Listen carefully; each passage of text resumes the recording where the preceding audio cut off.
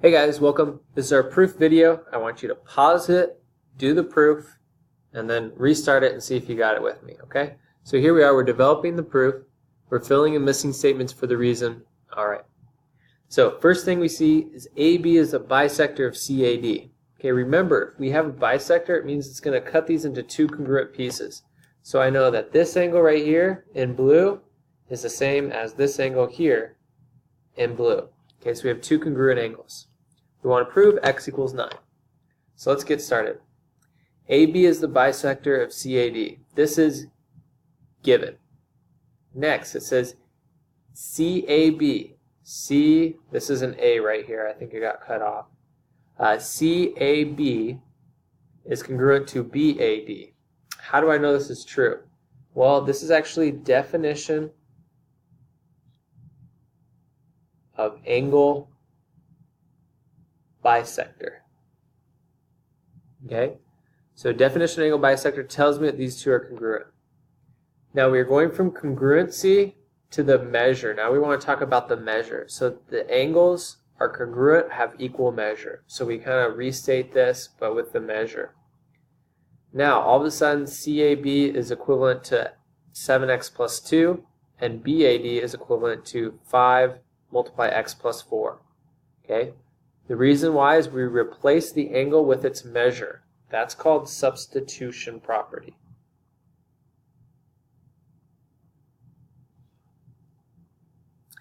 Next, nothing changes on the left-hand side, but on the right-hand side, it looks like we multiplied.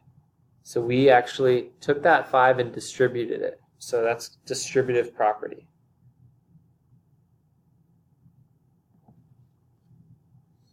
Okay. After that, we have nothing left to go off. We have to go off on our own. Okay. Well, I want to get x equals 9, so I'm just solving this. I will subtract 5x from both sides. That's going to leave me with 2x plus 2 equals 20. And the reason why is subtraction.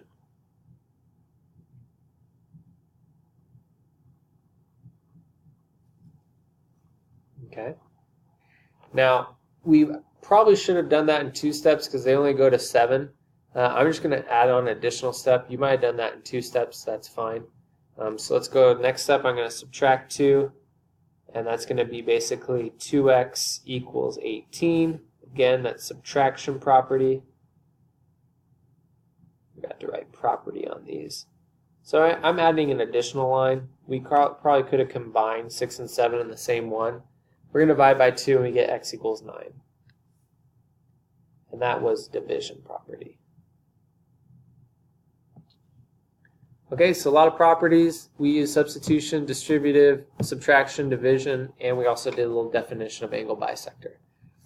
All right, number 2 is going to be this one right here. So we're going to focus on that one. Okay, go ahead and pause the video and go ahead and do this one right here. Okay, hopefully you unpause the video. Let's get into it. I'm given this piece right here. How do I go from here to here? That's my question. Well, it looks like I'm multiplying both sides by 3. So we're going to call this multiplication property. And again, I'm using shorthand for multiply property. From here to here, it looks like we're using distributive property. I'm multiplying the 3 into everything. So this is distributive property.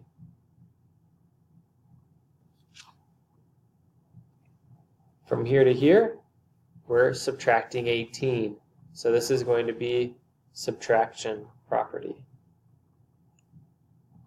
And then we're dividing by 2 from our last step. From here to here, we're dividing by 2. So that's going to be division property. Okay? All right. This is our next proof right here. Whoops, too far. Okay. Go ahead and pause the video and try this one right now. Okay, I'm assuming you've paused the video. It's unpaused now. Okay. AB is equal to 50, so that's given to me. Then it says AC, so little segment, plus CB equals the full segment right there. Okay. This is called segment addition postulate. Okay, and I kind of moved it off the page. There we go. Segment addition postulate. Let's finish that postulate word. We have room. Okay. This is what we learned from chapter 1. Two small segments equal the full segment. Next, notice AC is replaced with what it's equal to, 2x minus 2. CB is replaced with what it's equal to, and AB is replaced. So this is substitution property. Okay. Next, we go ahead, and it appears that we're going to take the 4 and multiply it through the x plus 1. So this is distributive property.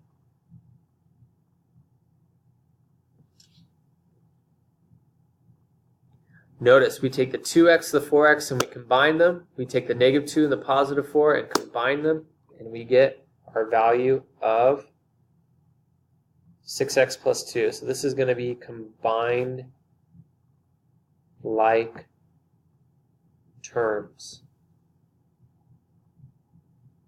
And then we subtract the 2. So subtraction property. Oops, put an extra s in there by accident. And then we divide by 6, division property. Okay? Alright, let's move on. That's 3 proofs down. We got one big one to go. Alright, we're going to have to zoom out a smidge. Okay. Complete the following proof. 1 equals 2. So let's go ahead and I'm going to label those. 1 equals 2.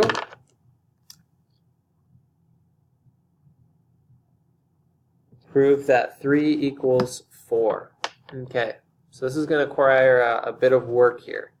Alright, so if we look at this, we can see here maybe vertical angles might help us. It looks like 4 and 2 are going to be congruent to 9. It looks like 1 and 3 are also going to be congruent to 90, I'm sorry. So maybe we can use something about 90s or 180s to help us out. So let's go ahead and get started on this proof. Okay, so to have a general idea of, I'm probably going to have to add things to 80 and 90. Alright, statement 1, 1 and 2 are congruent, that's given. Statement 2, it says 1 plus 3 plus 5 equals 180. Okay? Now, we want to think supplementary, but supplementary is 2 angles. This is 3 angles. So this is actually angle addition postulate.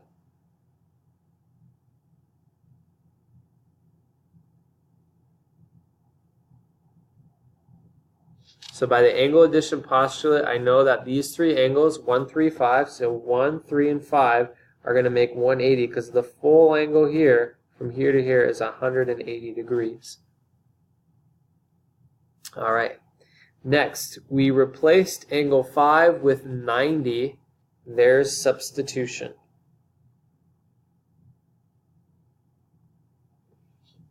Okay, so when you see replacement, you want to think, we substituted. Alright, 1 plus 3 equals 90. So I must have subtracted this 90 from here. So that's subtraction property.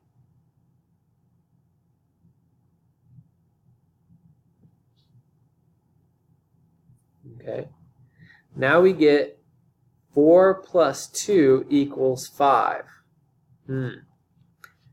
4 plus 2 equals 5. Okay, this is going to be our vertical angles theorem. Notice that 4 and 2 plus 5 would be vertical angles, so they're congruent. So that's our vertical angles theorem. Moving down, notice the 5 and the 90 get replaced. So this is substitution.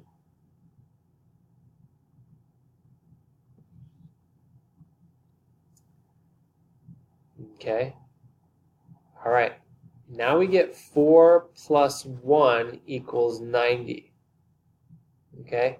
So how did we get from here to here? Our logic, our reasoning is kind of shifting.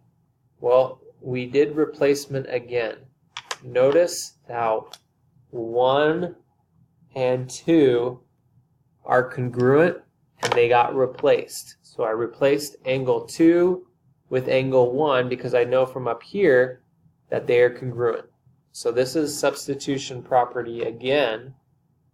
I was just substituting a different piece. Okay. Last but not least, all right, we get 4 plus 1 equals 90. And we're going to translate this into angle 4 is congruent to angle 3. Okay. And we can do that because, one second, and this is because, I'm just repeating myself, sorry, that right here, this level right here, 7, and this level right here, 4. I know this is kind of tricky to see, but notice 1 plus 3 equals 90, and 4 plus 1 equals 90. Well, essentially, since 1 and 1 are the same, right? And 3 and 4 are different, but they add to 90. So let's just say it this way. 1 is complementary to 3, and 1 is complementary to 4. Thus, 4 is congruent to 3. And this is our congruent complement theorem. Okay, so this is our congruent complement theorem. This was quite a difficult proof, a good proof, but quite a difficult one. Okay, all right, guys, we will see you tomorrow. I hope you guys enjoyed the video. Adios.